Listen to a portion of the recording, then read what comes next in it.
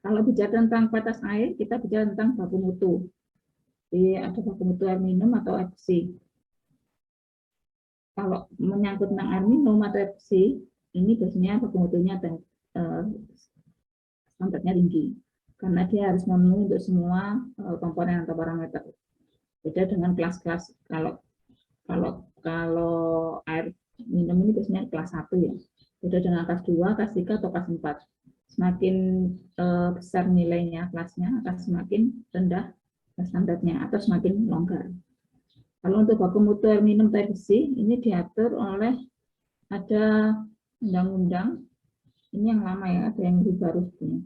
Undang-Undang Nomor 23 Tahun 97, Pasal 1 ayat 11, ini tentang baku mutu lingkungan hidup adalah ukuran batas atau kadar makhluk hidup, zat energi, atau komponen yang harus ada, atau unsur pencemar yang ditenggang keberadaannya dalam suatu sumber daya tentu sebagai unsur lingkungan hidup. Jadi kalau masalah baku mutu, kita biasanya ngomong masalah angka. Angka di baku mutu itu adalah angka maksimal, tidak boleh lebih dari itu. Jadi kalau misalnya ada parameter-parameter, berarti kalau nilai di baku mutu berapa itu nilai maksimal, tidak boleh melebihi. Kecuali nilai DO. Kalau nilai DO di baku mutu adalah nilai minimal. Atau juga nilai-nilai rentang, seperti pH dan temperatur itu nilainya rentang, ya, antara rentang berapa sampai berapa seperti itu. Kemudian untuk fungsi baku mutu sendiri adalah sebagai acuan untuk mengukur kualitas lingkungan agar dapat ditentukan strategi pengendalian agar kerusakan lingkungan dapat ditekan dan tidak bertambah parah. Kalau untuk baku mutu ini biasanya mengeluarkan ada 2 instansi, ya. Kalau enggak lingkungan hidup ya kesehatan. Ada juga yang dikeluarkan oleh pemerintah daerah. Tapi biasanya untuk daerah-daerah ibu kota provinsi biasanya. Kalau kita di sini ada Surabaya sama provinsi Jawa Timur. Biasanya kita mengacu ke situ. Ini untuk penggolongan baku mutu air berdasarkan Peraturan Pemerintah RI Nomor 82 Tahun 2001 Pasal 8 Ayat 1 ini ditetapkan menjadi 4 kelas. Yang pertama, air kelas 1, ini adalah air yang peruntukannya dapat digunakan untuk air baku dan air minum, dan atau peruntukan lain yang mensyaratkan mutu air yang sama dengan kebutuhan tersebut. Jadi, semua kegiatan yang standarnya kira-kira sama dengan air minum. Kemudian air kelas 2, yaitu air yang peruntukannya dapat digunakan untuk prasarana atau sarana rekreasi air, budidaya ikan air tawar, peternakan, atau untuk keperluan lain yang kira-kira syaratnya digunakan hampir sama dengan itu. Ini sama untuk air kelas 3. Air kelas 3 adalah untuk budidaya ikan air tawar, peternakan, air untuk mengalir tanaman, dan atau peruntukan lain yang mempersyaratkan mutu air yang sama dengan kegunaan tersebut. Dan untuk air kelas 4, ini air yang peruntukannya dapat digunakan untuk mengairi pertamanan dengan atau peruntukan lainnya yang mempersyaratkan mutu air yang sama. Jadi dapat semakin ke bawah ini syaratnya akan semakin longgar. Untuk standar mutu air, Peraturan Menteri Negara Lingkungan Hidup Nomor 1 Tahun 2010, ini standar mutu air dibagi menjadi ada standar mutu air secara fisik. Secara fisik ini kita bisa disebut biasanya pengamatannya organoleptik. Kenapa disebut organoleptik? Karena menggunakan organ yang kita punya, seperti mata, kemudian penciuman, kemudian perasa, kemudian pokoknya indera-indera yang kita punya. Itu namanya organoleptik. Karena organoleptik biasanya bersifat subjektif ya. Jadi untuk yang bau dan rasa ini, dia tidak ada alat khusus untuk yang mendeteksi bau dan rasa. Jadi betul-betul bersifat subjektif. Mungkin penilaian tiap orang akan berbeda. Kalau warna dan ukuran sudah ada alatnya. Nanti kita pakai skala yang seperti itu. Nah, kalau yang bau dan rasa murni organoleptik. Untuk standar mutu kimia, ini bahan kimia organik diantaranya adalah karbon, kemudian hidrogen, oksigen, nitrogen, atau dapat berupa protein, karbohidrat, lemak, dan minyak. Kalau bahan kimia anorganik ini adalah besi, brom, mangan, belerang dan lainnya, di logam-logam seperti itu. Kemudian untuk standar mutu secara biologi, ini bertujuan untuk mengetahui adanya mikroorganisme patogen dalam air. Jadi kalau terutama patogen ya, karena mikroorganisme tidak semuanya patogen, tapi ada juga yang menguntungkan. Yang menguntungkan seperti apa? Yang menguntungkan adalah yang bisa dia mengurai parameter-parameter yang tidak diinginkan dalam air. Itu yang menguntungkan bagi kita. Secara umum, parameter biologis dikelompokkan sebagai berikut, yaitu organisme koliform. Ini untuk menguji kemungkinan adanya bakteri, patogen, dan efektivitas proses klorinasi. Kemudian mikroorganisme khusus, ini untuk menguji kemungkinan adanya organisme khusus sehubungan dengan instalasi dan pemakaian kembali air limbah. Ini metode perhitungan status mutu air PPRI nomor 82 tahun 2021 yang pertama adalah metode storage. Jadi nanti ada beberapa metode, tapi yang ada di PP itu biasanya kalau nggak storage ya IP itu indeks pencemaran. Kalau metode storage ini adalah metode yang digunakan untuk mengetahui parameter apa saja yang telah memenuhi atau melampaui baku mutu air. Jadi dia patokannya baku mutu air. Menggunakan stimuli dan USEPA dengan mengklasifikasikan mutu dalam 4 kelas. Jadi nanti dia data punya sendiri, kemudian dibagi ada parameter fisik, ada parameter kimia, ada parameter biologi. Kalau misalnya fisik, dia modelnya pakai scoring. Jadi ada baku mutu, kemudian ada hasil pengamatan kita. Nah, pengamatan kita ini sesuai enggak pakai dengan baku mutu. Kalau dia melebihi baku mutu, berarti nilainya mungkin ada -2 kalau misalnya parameter fisik, atau kalau kimia -4 seperti itu. Nah, kekurangannya mungkin untuk metode ini adalah besar kecilnya penyimpangan dari baku mutu itu diberikan skor yang sama. Jadi misalnya contoh untuk FCBOD maksimal 3 mg per liter. Kalau sampel kita itu ternyata 5 mg per liter, yang sampel 1, terus sampel kedua itu 100 mg per liter, itu skornya sama. Seperti itu. Sehingga kadang hasilnya tidak sesuai dengan kondisi existing. Seperti itu. Nah, untuk storage ini dibagi menjadi kelas, itu ada kelas A, kelas B, kelas C, kelas D. Untuk kelas A ini kategorinya baik sekali dengan skornya 0, jadi memenuhi baku mutu. Jadi tidak ada sama sekali yang dia menyimpang dari baku mutu. Kemudian ada kelas B itu baik dengan skor -1 sampai -10, itu tercemar ringan. Kemudian kelas C itu sedang, -11 sampai -30, itu tercemar sedang. Kemudian yang buruk lebih besar dari -31, ini tercemar berat.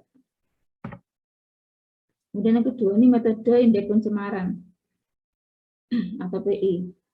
Ini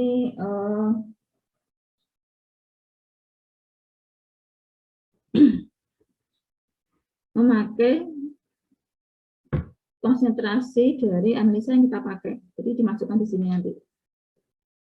Nah, karena dia betul-betul memakai konsentrasi yang kita pakai, biasanya hasilnya lebih memenuhi dari kondisi existing. Ini untuk indeks pencemaran. Ini juga dibagi menjadi beberapa kategori dengan nilai indeks kalau antara 0 sampai 1 itu memenuhi baku mutu, kemudian antara 1 sampai 5 itu tercemar ringan.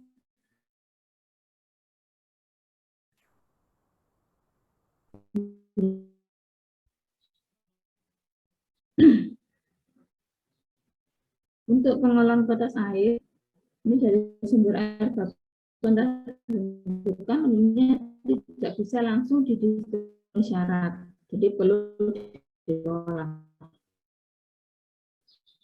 Jadi itu seharusnya dicek, walaupun mungkin secara organoleptik ya itu memenuhi syaratnya, tapi takutnya nanti ada tambahan DS-nya besar.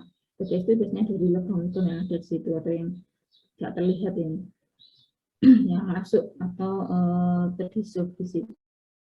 Dicek atau paling sederhana atau partial treatment proses ini umumnya pengolahan dilihat dari pengolahan yang pengoperasian pengolahan jas ini digunakan pada sumber dengan kualitas yang cukup baik, misalnya mata air dan air tanah. Jadi cuma gini aja. Jadi dari mata air ditampung ke satu reservoir, kemudian yang ini harus ada, baik itu dari air tanah, air apapun ya, itu adalah gadu-gadu buat ngontrol desinfektannya. Kenapa harus dikontrol? Karena harus ada. Jadi tidak boleh kalau sampai di pada distribusi itu disinfektannya tidak sama sekali. Karena takutnya apa? Dari sumber ke konsumen itu kan melalui pipa. Kita nggak tahu di dalam itu. Kita ada mungkin ada retakan, ada bocoran, atau mungkin ada apa yang memungkinkan mikroorganisme masuk ke dalam saluran. Sehingga perlu untuk tiap berapa kilo itu diberikan desinfektan. Kalau disinfektan yang untuk pipa PDAM itu kita pakai biasanya pakai klorin, itu yang konsentrasinya itu 0,2-0,3 mg per liter. Jadi dicek, digadu itu nanti dicek ini berapa kadar klorinnya. Kalau kurang dari itu ditambah. Kalau masih mencukupi ya nggak usah ditambah. Jadi kalau tapi nggak boleh sampai 0 karena dia gunanya untuk tetap membuat air itu steril sehingga nanti layak dikonsumsi. Nah, kalau misalnya ada perbaikan saluran seperti kemudian ada hujan, ada banjir, apalagi ya, itu biasanya pihak PDAM memberikan klorin yang agak lebih besar. Jadi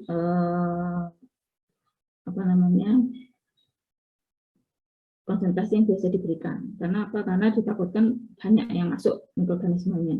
Nah, kalau seperti itu bisa direduksi. Jadi biasanya kalau klorin banyak itu tercium. Kita kalau dinyalakan bangsa tercium ini klorinnya banyak. Nah, kalau klorin, walaupun klorin, kalaupun banyak juga nanti akan berpengaruh pada kesehatan. Jadi kalau misalnya pas kondisi seperti itu bisa kalau untuk minum itu direbus dulu dengan wadah yang terbuka supaya gasnya keluar. Kalau tertutup ya sama aja, misalnya direbus di ceret gitu ya, yang tertutup semua itu sama aja. Nanti kalau dia mau ngeput balik lagi ke airnya. Jadi direbus di wadah yang terbuka. Itu untuk mengurangi kadar klorin yang berlebihan. Kemudian ada pengolahan lengkap atau complete treatment process. Ini pengolahan lengkap yang cukup kompleks baik dari segi jumlah unit ataupun operasinya. Umumnya pengolahan ini digunakan untuk batas sumber air yang buruk, misalnya air permukaan sungai. Jadi ada selain dari air sumber sama dari air tanah, kita juga biasanya pakai air permukaan untuk diolah kemudian dijadikan air baku. Tergantung kalau misalnya sungainya relatif bersih, tapi kalau di sini nggak ada sungai bersih ya, yang dipakai untuk asupan air itu. Kalau sungainya bersih ya mungkin tidak terlalu kompleks, tapi kalau sungainya kotor seperti kalau di Surabaya itu kita pakai di Tarangbilang itu dia pakai untuk suplai pumpnya di Surabaya, dia pakai Kali Surabaya. Itu kalau Anda pernah lihat, kalau bisa dibilang itu heavy, maksudnya heavy itu banyak sekali partikel-partikel yang ada, sehingga diperlukan pengolahan yang cukup lengkap dan harus lengkap supaya nanti layak dikonsumsi. Ini untuk pengolahan lengkap seperti ini, jadi dari air bakunya, kemudian masuk intake, kemudian di screening itu dipilah-pilah mana yang bisa lanjut, mana yang tidak, kemudian aerasi. Ini tujuannya untuk meningkatkan kadar CO dan mengurangi kadar VOD. Kemudian ada equalisasi atau penenang. Kemudian prasedimentasi, ini untuk mengendapkan partikel-partikel kecil seperti lumpur seperti itu. Kemudian koagulasi dan flokkulasi, ini tujuannya untuk menangkap partikel yang melayang, yang dia tidak bisa terapung atau tidak bisa mengendap. Kemudian sedimentasi kedua, filtrasi. Setelah di sedimentasi kedua ini biasanya sudah jenih ya. Kemudian proses terakhir filtrasi, setelah itu desinfeksi atau pemberian disinfektan, baru ke pipa distribusi. Ini untuk pengolahan lengkap seperti itu. Jadi air sungai diberikan aerasi, kemudian dilakukan koagulasi sama flokkulasi. Ini biasanya diberikan bahan kimia yang kita sebut dengan koagulan atau flokulan. Kemudian diendapkan, kemudian filtrasi lagi, desinfeksi, ditampung, baru didistribusikan. Ini gambar yang lebih lengkap. Umumnya sistem pengolahan lengkap dibagi menjadi 3 tingkatan pengolahan, yaitu pengolahan fisik. Ini suatu tingkatan pengolahan yang bertujuan untuk mengurangi atau menghilangkan kotoran-kotoran yang kasar, penyisian lumpur dan pasir, serta mengurangi kadar zat-zat organik yang ada dalam air yang akan diolah. Kalau pengolahan kimiawi, itu suatu tingkatan pengolahan yang dengan zat-zat kimia bertujuan untuk membantu proses pengolahan selanjutnya, misalnya dengan penambahan kapur. Kalau untuk bakteriologis, ini suatu tingkat pengolahan untuk membunuh atau memusnahkan bakteri-bakteri yang terkandung dalam air minum, yaitu dengan cara pemupukan kapur atau zat desinfektan. Ini contohnya proses pendistribusian air bersih PDAM dari sumber benang-benang minum di kota Batu. Ini sumber mata air Benangun, kemudian menghasilkan gravitasi menuju bangunan penangkap, kemudian ruang koordinasi.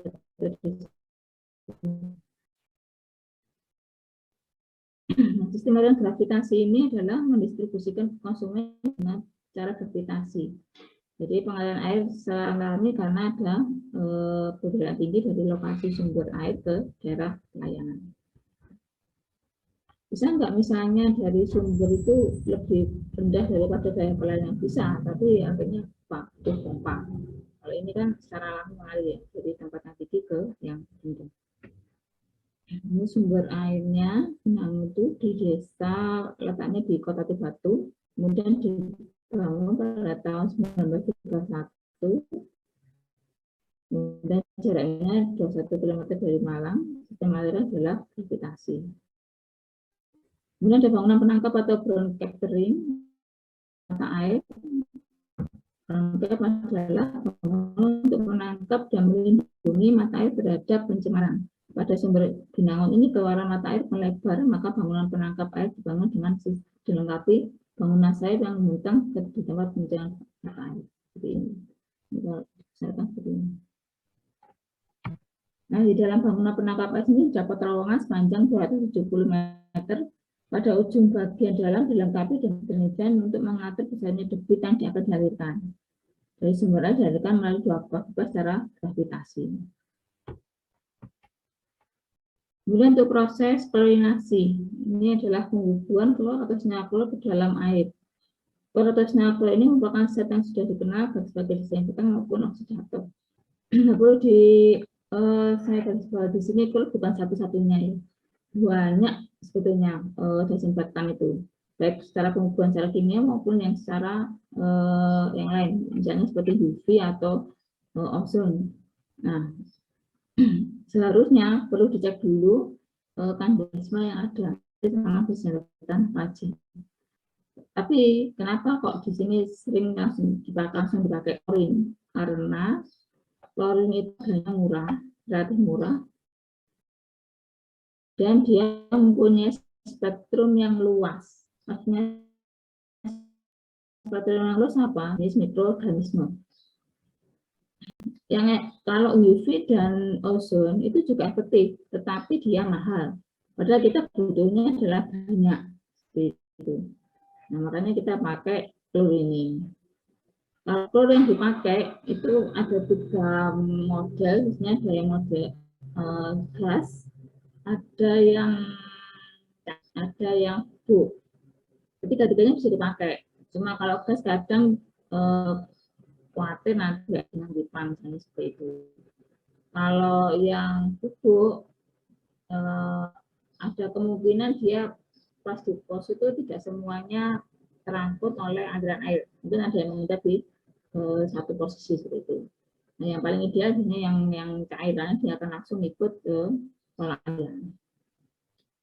Air yang berasal dari sumber Benangun ini kondisinya sudah memenuhi air bersih sehingga hanya perlu penambahan senyawa klor untuk pembunuhan kuman atau desinfektan sebagai oksidator. Jumlah klor yang diinjeksikan sebesar 0,15 km per jam dan diberikan selama 24 jam. Nah, ini ruang desinfektan. Kalau ini sebenarnya pakai gas ini. Kemudian reservoir atau tandon. Ini setelah sampai pada tangki penampung, klor diinjeksikan lagi dengan jumlah yang lebih sedikit. Selain berfungsi mendesinfeksi tangki penampung, senyawa klor juga berfungsi untuk menghambat pertumbuhan lendir dalam pipa. Kemudian setelah itu air bersih siap untuk didistribusikan.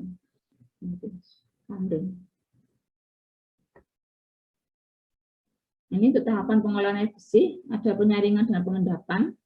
Di penyaringan atau filtrasi adalah suatu operasi pemisahan campuran antara padatan dan cairan dengan melewatkan umpan, ini berupa padatan dan cairan melalui medium penyaring. Jadi disaring dulu supaya nanti yang masuk ke bak pengendap itu tinggal yang seperti pasir atau partikel yang gede-gede seperti itu. Kemudian pengendapan atau sedimentasi ini berfungsi untuk mengendapkan partikel-partikel pada sungai dengan gaya gravitasi. Pada proses ini tidak ada pengubahan zat kimia, jadi murni pengendapan secara gravitasi. Jadi ditaruh suatu tempat itu bisa persegi atau bisa bentuk sirkular ya biasanya. Nah, dengan kecepatan yang sangat minimal. Kemudian nanti dibiarkan mengendap ke bawah seperti itu.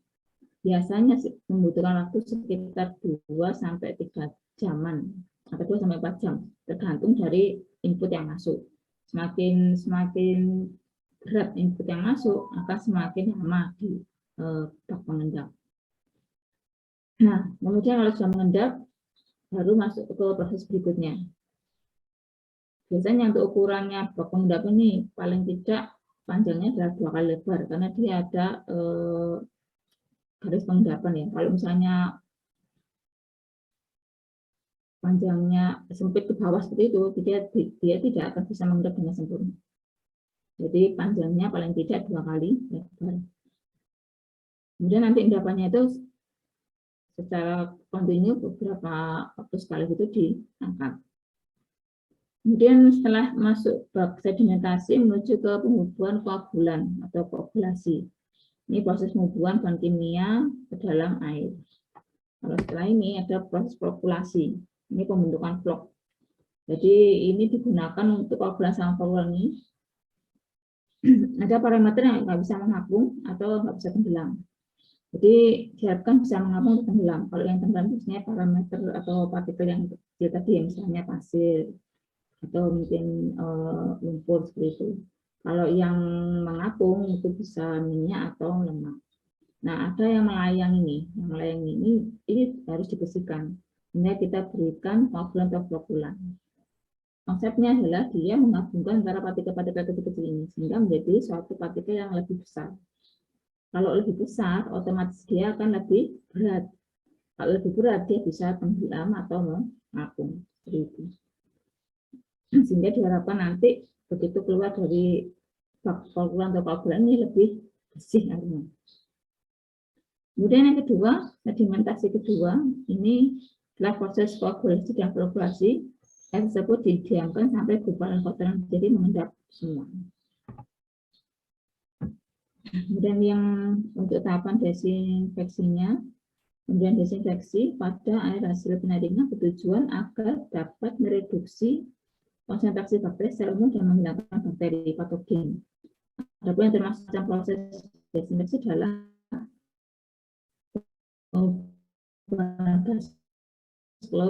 pengubuhan kaporit, kemudian ozonisasi, penyinar ultraviolet, dan yang paling sederhana adalah memasak hingga mendidih. Ini untuk parameter ada yang sesuai dengan standar batas air minum, ada yang air bersih. Kalau air bersih belum tentu bisa dibuat air minum. Air minum lebih strict ini ya standarnya. Ini ada parameter fisika, ada kimia, nanti ada biologi. Kalau fisika ada bau, kemudian sebelah zat padat terlarut, kekeruhan, rasa, suhu, dan warna. Ada yang kimia, ini kimia organik, air raksa, aluminium, dan seterusnya.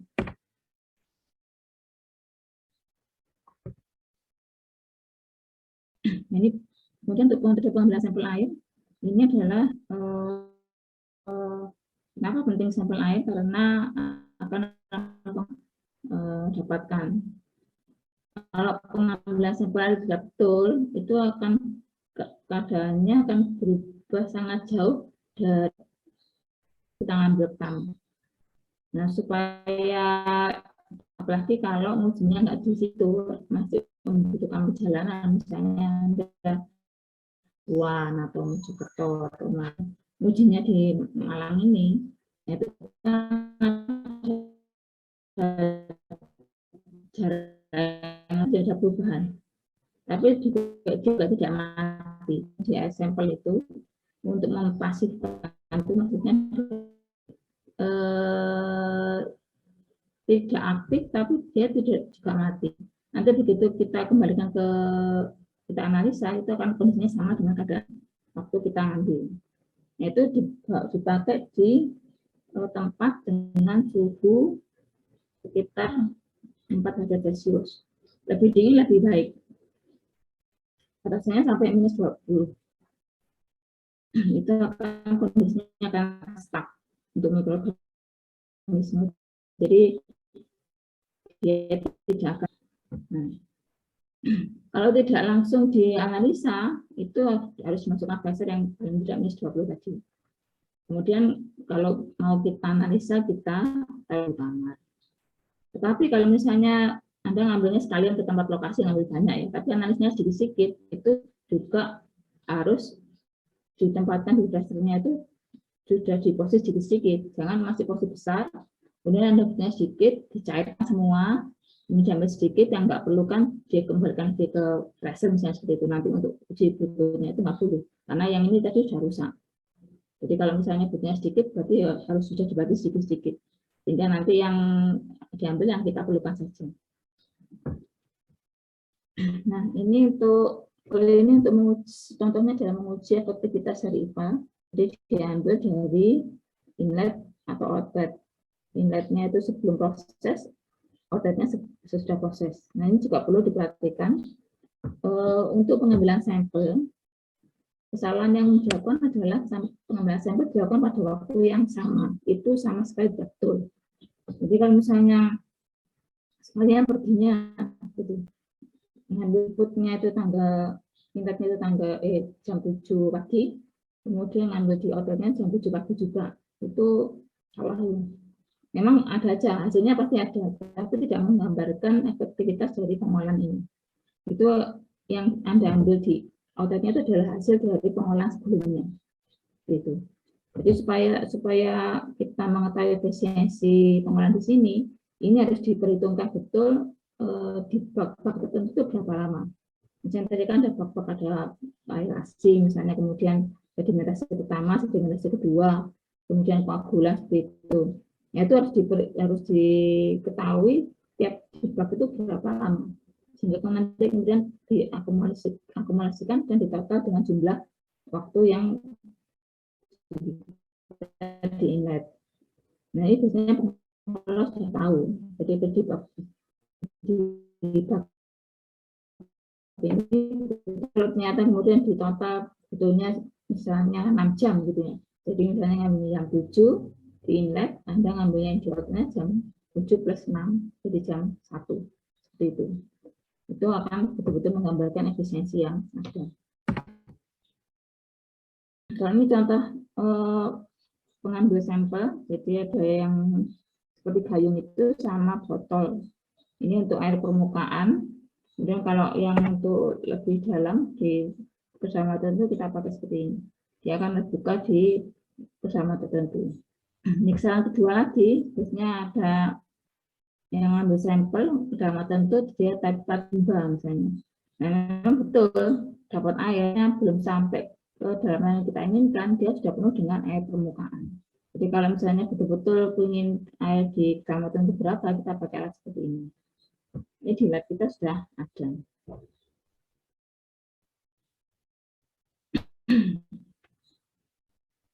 Mungkin ada pertanyaan sampai sini. Ini sekedar overview ya. Nanti minggu depan kita masuk ke penghitungan indeks kualitas air. Indikator saya sudah diberikan atau belum sama Pak Rianto?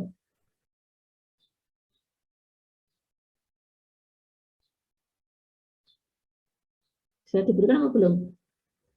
Takutnya nanti sudah diberikan perhitungan indeks kualitas air. Seperti Ya, tadi di depan kita itu. Oke, ada pertanyaan?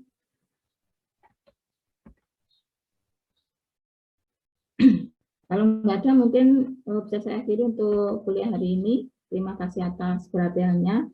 Jangan lupa absen. Assalamualaikum warahmatullahi wabarakatuh. Waalaikumsalam. Waalaikumsalam warahmatullahi wabarakatuh. Terima kasih Bu. Terima kasih.